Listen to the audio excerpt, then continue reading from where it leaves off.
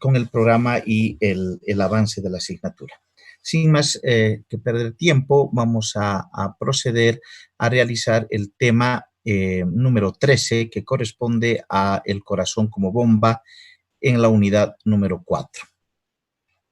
Sabemos perfectamente que el corazón, para fines didácticos principalmente, queridos chicos, vamos a dividir a este en dos tipos de corazones, es decir, un corazón derecho y un corazón izquierdo. Obviamente esto más con fines de aprendizaje.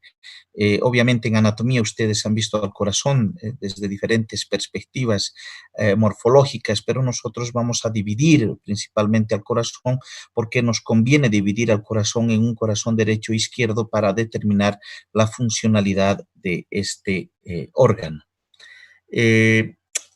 Esto vamos a hacer un análisis el día de hoy y vamos a hacer un hincapié principalmente en que dentro de las 4 cámaras que tiene el corazón, es decir, las 2 aurículas y los 2 ventrículos, vamos a rescatar, para empezar el tema que es el ciclo cardíaco, a dar algunos tips sobre qué cosas nos van a interesar o qué conceptos nos van a interesar dentro del aparato cardiocirculatorio para poder ver su funcionalidad.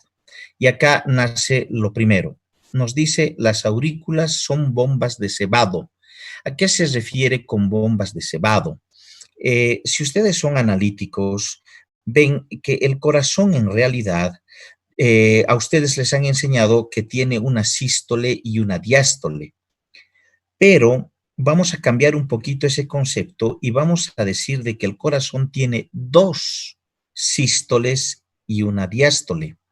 Porque fíjense ustedes, en este GIF que les estoy mostrando, pueden destacar de que primero se contraen las aurículas y luego se contraen los ventrículos. Entonces, nosotros desde ahora en adelante, cuando hablemos de sístole, vamos a decir que existen 2 sístoles, una sístole auricular y una sístole ventricular. Eso es un aspecto fundamental que no debemos dejar de lado. Bueno, vale. Ahora, para eso nosotros debemos de determinar qué características tiene el músculo cardíaco. Entonces, lo que vamos a hablar el día de hoy es un breve recuerdo de lo que nos falta. ¿Se acuerdan que nosotros habíamos visto contracción de músculo esquelético? Habíamos visto contracción de placa motora o transmisión de energía eléctrica de placa motora y también hemos visto la contracción del músculo liso. ¿Algo habíamos visto del músculo cardíaco? Pues sí, en las diferencias. Pues entonces lo que ahora vamos a hacer de manera rápida es dar esas diferencias importantes de la contracción del músculo cardíaco para que ya nosotros podamos entrar de manera directa a lo que es el ciclo cardíaco. ¿Qué fases tiene el ciclo cardíaco? Entonces, empecemos a determinar de que existen 3 tipos de músculos a nivel cardíaco. El músculo auricular, el músculo ventricular y unas fibras de excitación y conducción que ustedes van a conocer como el sistema eléctrico de transmisión del corazón. ¿Por qué hablamos de 3 tipos de músculos? Es que no podemos nosotros diferenciar de manera acorde si no vemos las características morfológicas, por ejemplo, de un músculo auricular y de un músculo ventricular. Inclusive a nivel de los ventrículos, chicos, el ventrículo izquierdo tiene otras diferencias muy marcadas a diferencia del ventrículo derecho y peor aún a nivel de las aurículas. Esto principalmente por la función. Ya van a ver que el ventrículo izquierdo tiene una pared más gruesa, más desarrollada y eso tiene que ver con la circulación sistémica. El ventrículo derecho tiene una pared más delgada porque su contracción tiene que ser menos fuerte, si me permiten, entre comillas, porque tiene que atravesar la circulación pulmonar o menor, que en este caso tiene entonces corta distancia. Ya vamos a ir viendo también esos aspectos fundamentales. Bien, algo que debemos de tomar en cuenta, queridos jóvenes, es de que el corazón late por 2 causas, si me permiten el término, por 2 aspectos sumamente fundamentales. Al corazón hay que ver desde su característica muscular y al corazón hay que ver desde su característica eléctrica, generador de su propia energía. ¿A qué me refiero? Cuando decimos muscular, vemos de que las características del músculo cardíaco son totalmente diferentes a la del esquelético y del liso. Por ejemplo, en su disposición de sus fibras, de sus haces musculares. Si ustedes son analíticos, ven ustedes de que las fibras del corazón, del músculo del corazón, van en toda dirección, pues son oblicuas, son transversas, existe todo tipo de dirección a nivel de las fibras o de los haces de las fibras del músculo cardíaco.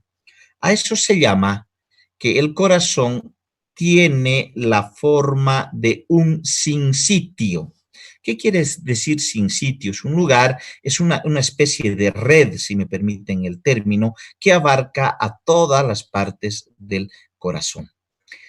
¿Por qué tiene la forma de un sinsitio? Porque el corazón es un órgano tan noble que debe de contraerse todas las partes en las cuales tiene este tipo muscular. No puede haber un sector que no se contraiga de manera directa porque justamente esta disposición morfológica hace que la transmisión eléctrica del corazón a nivel de su contracción pues llegue a todos los lugares de este órgano.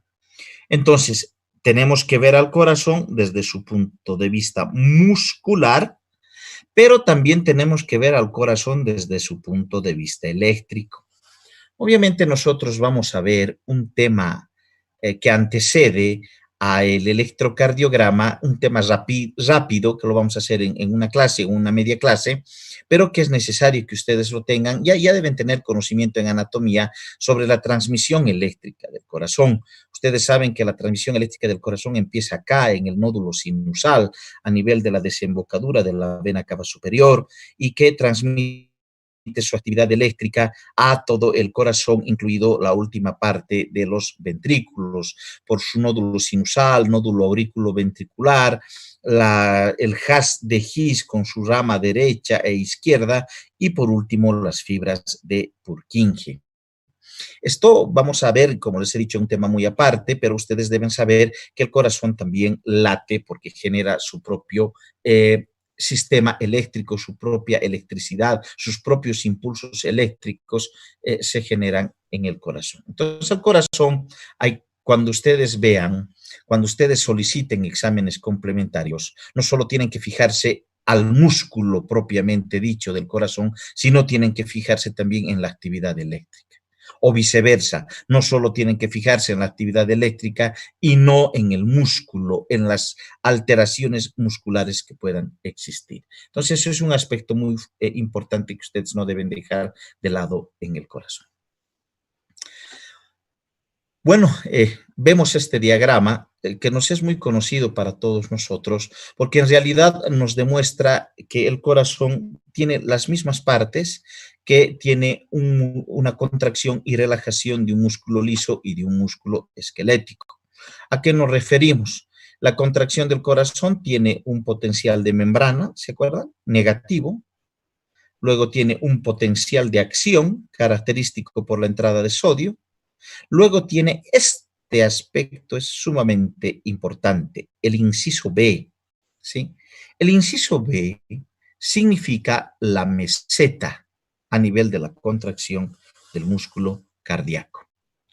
El músculo cardíaco es uno de los músculos, de las excepciones musculares que presentan meseta.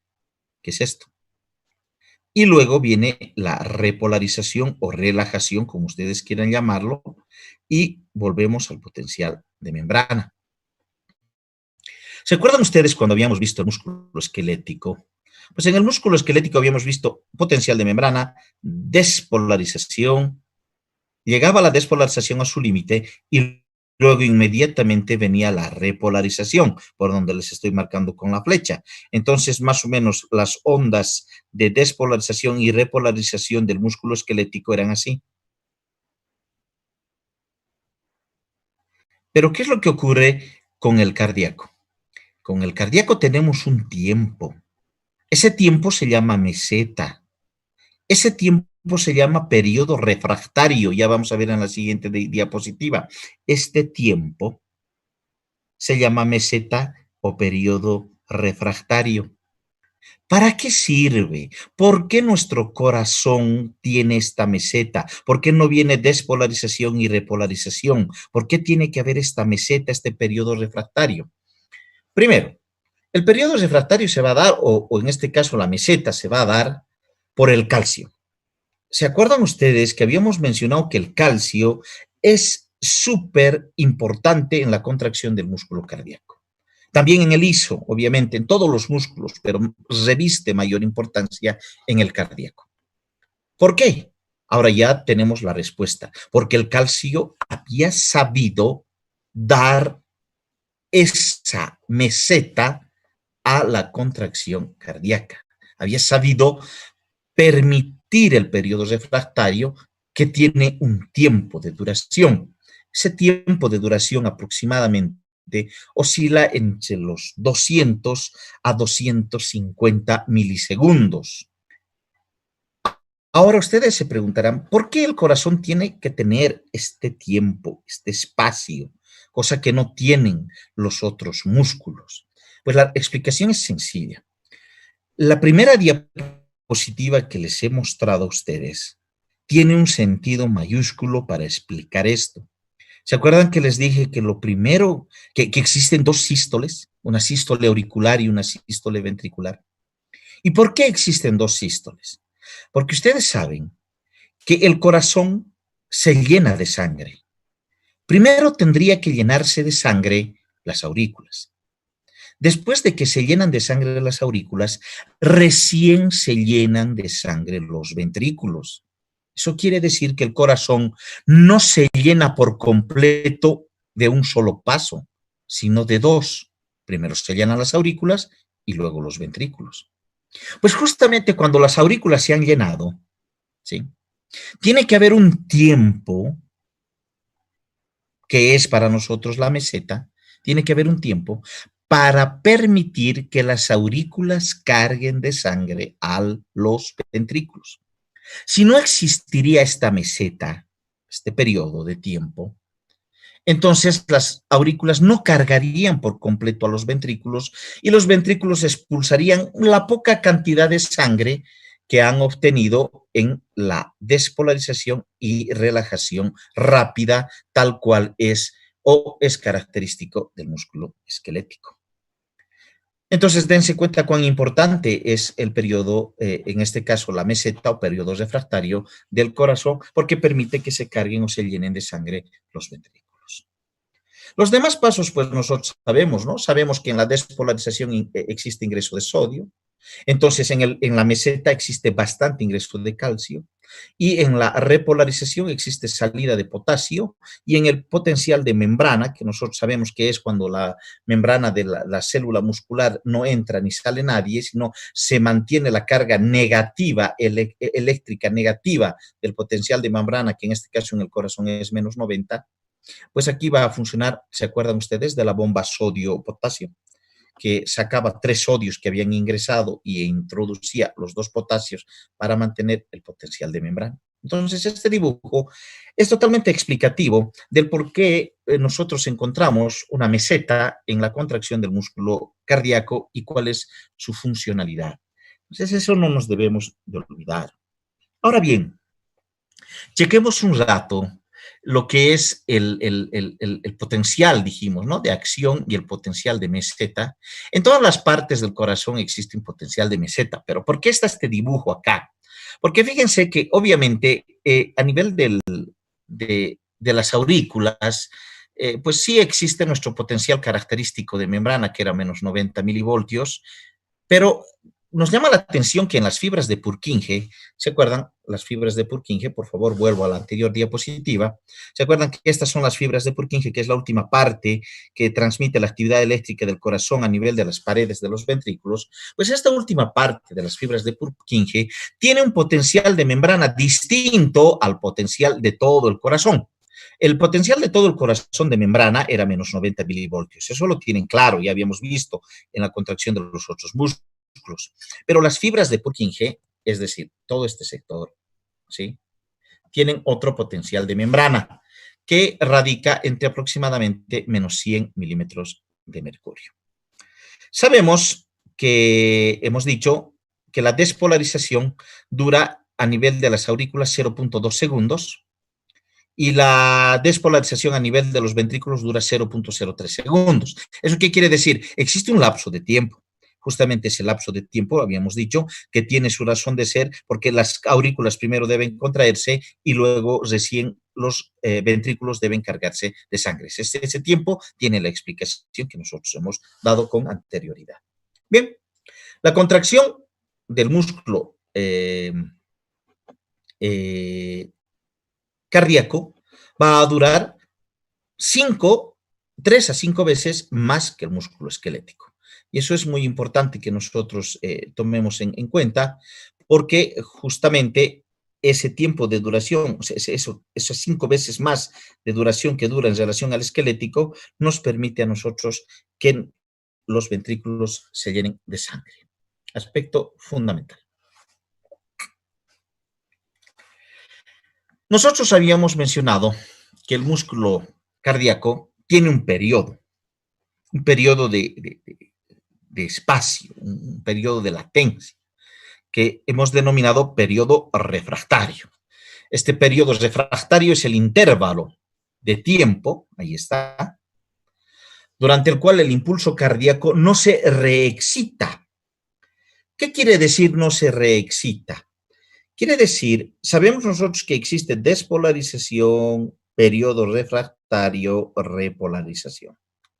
En los otros músculos era despolarización y acá podía reexcitarse, o sea, despolarización más despolarización y recién la repolarización.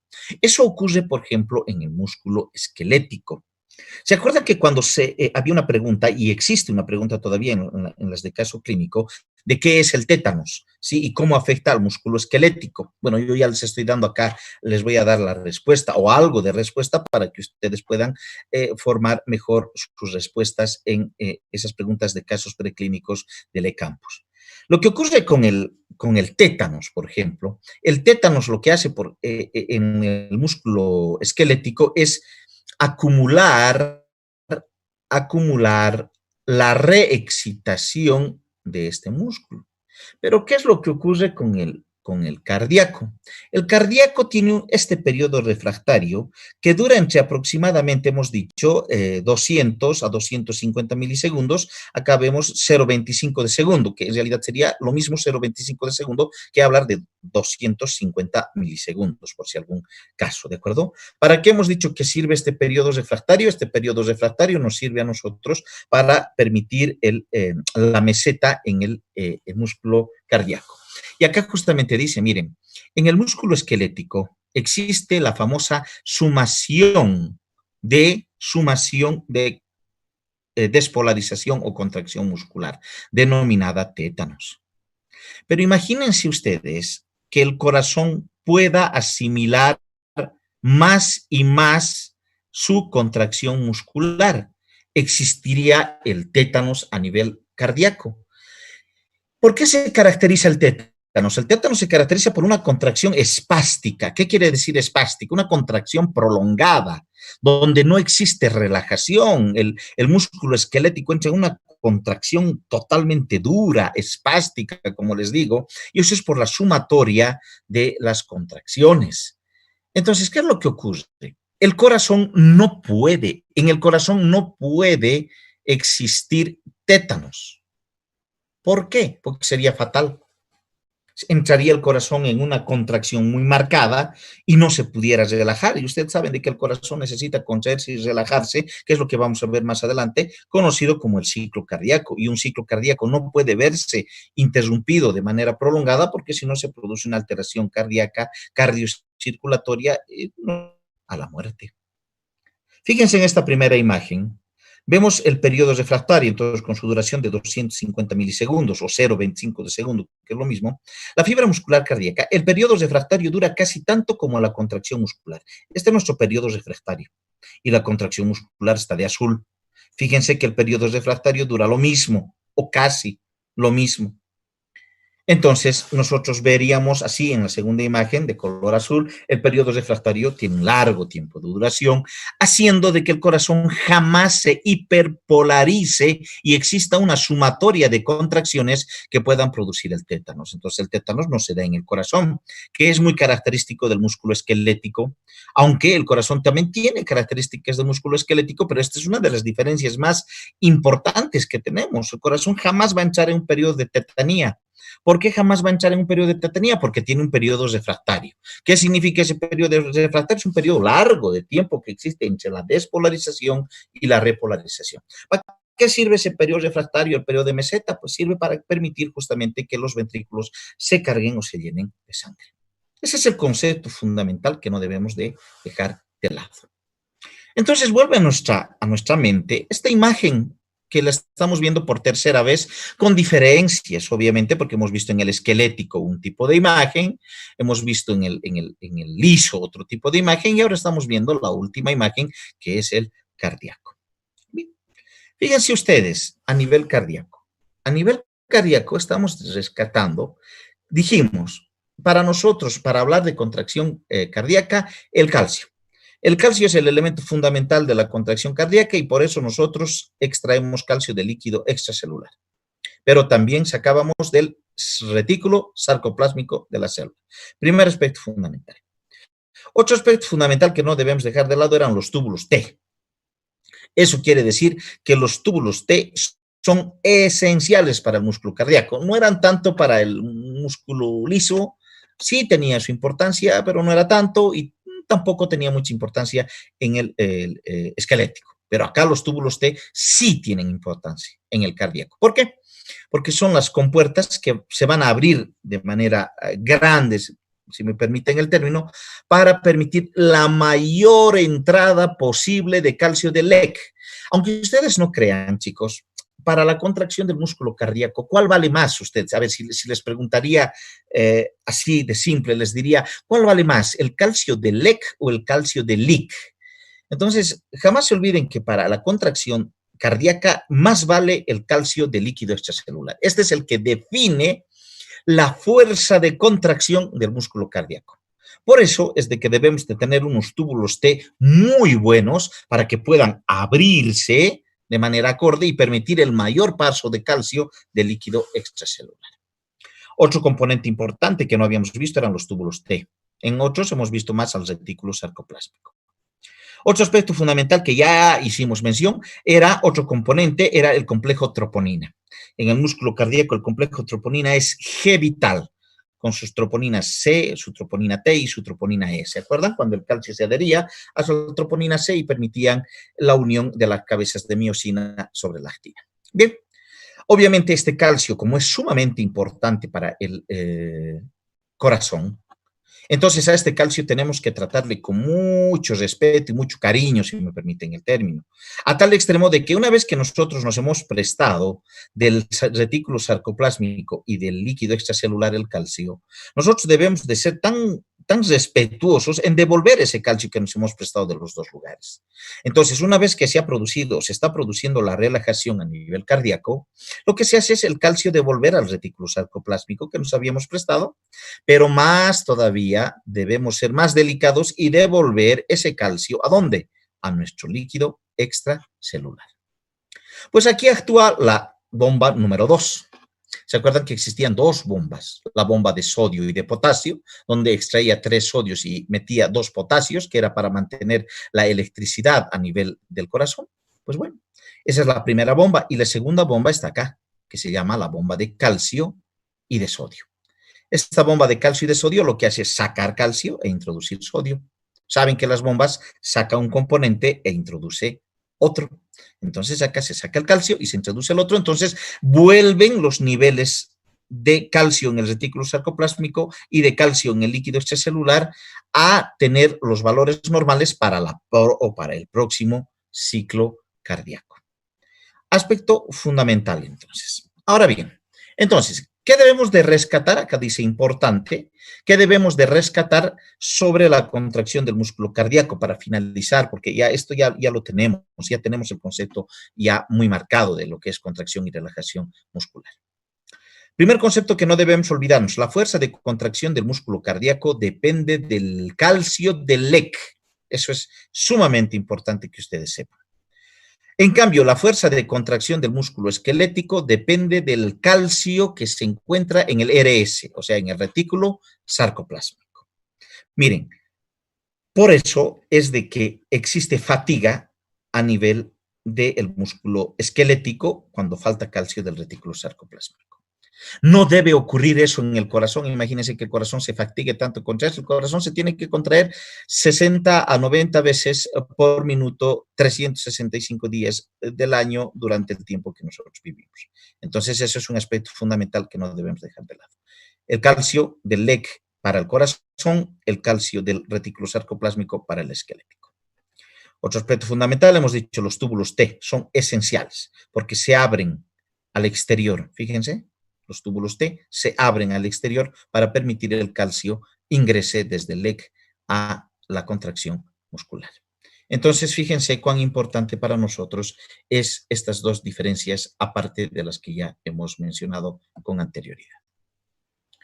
Bien, entonces ahora empezaríamos a hablar de lo que es el ciclo cardíaco.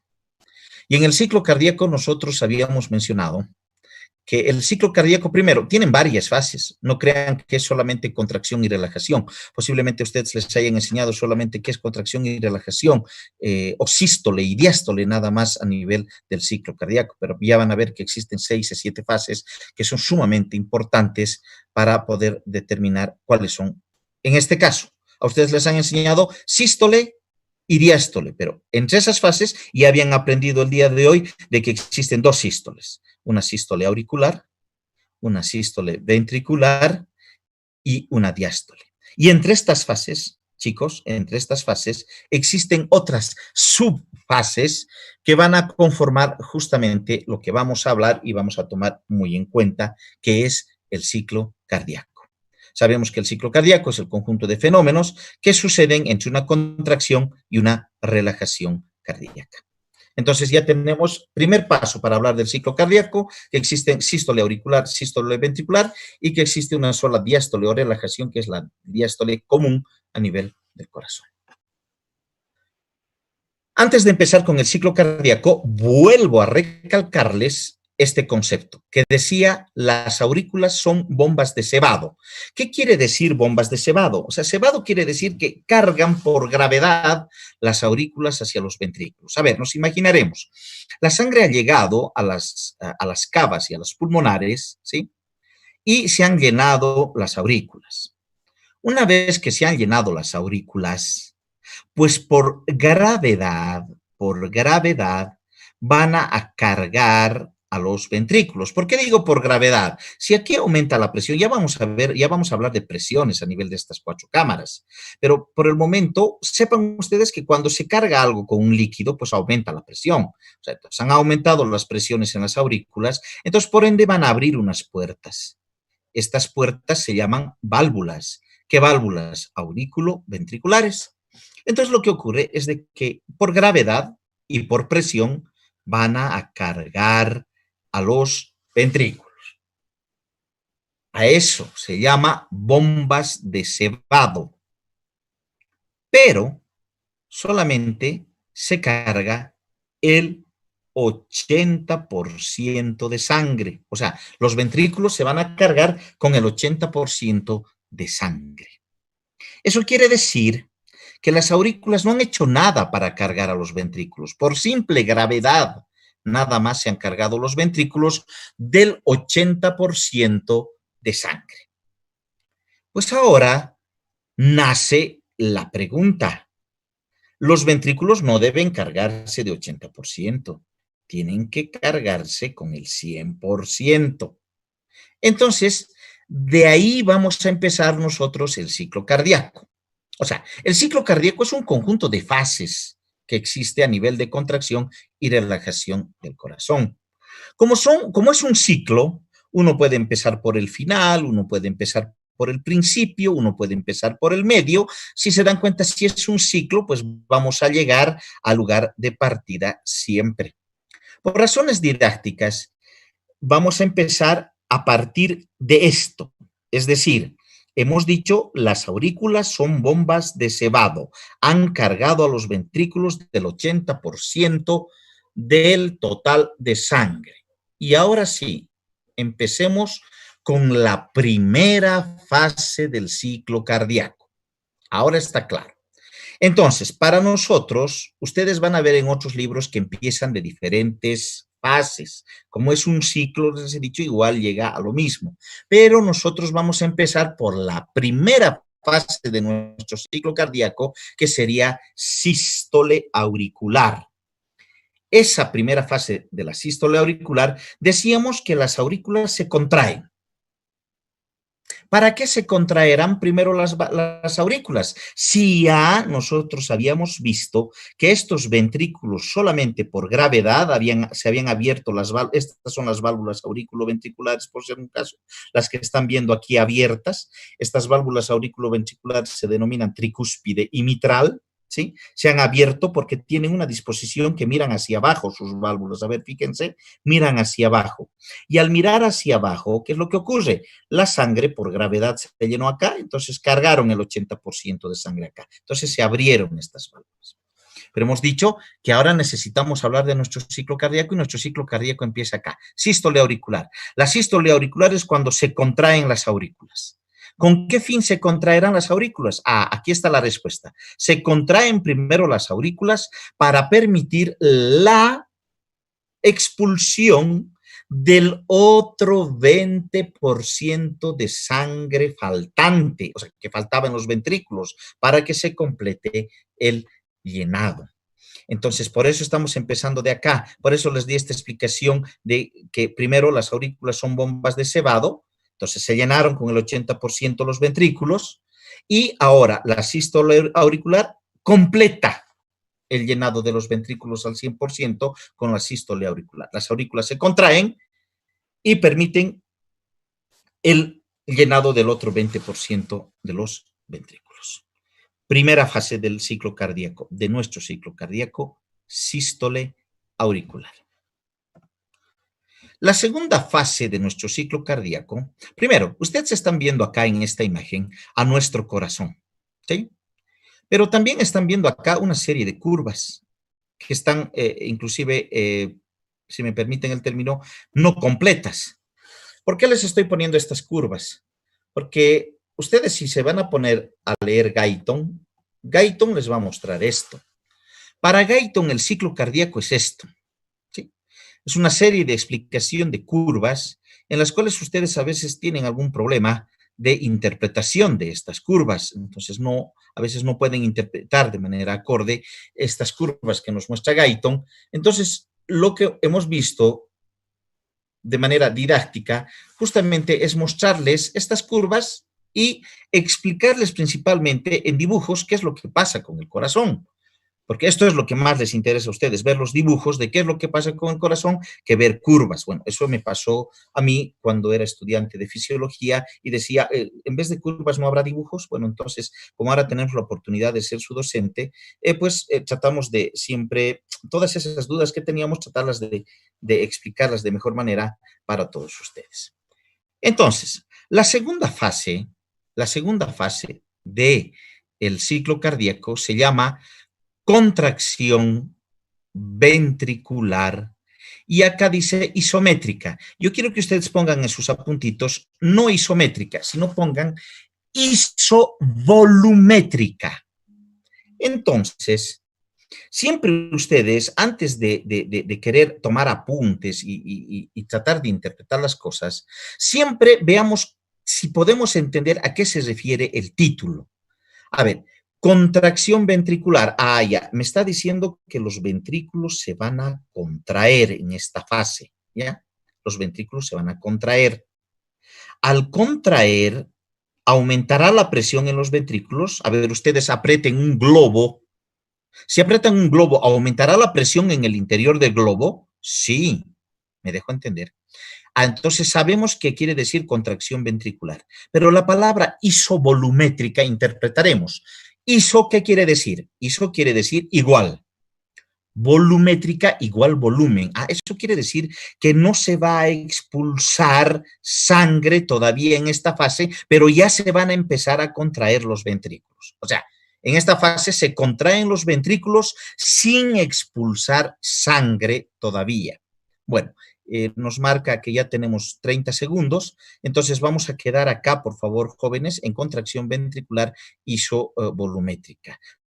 La siguiente clase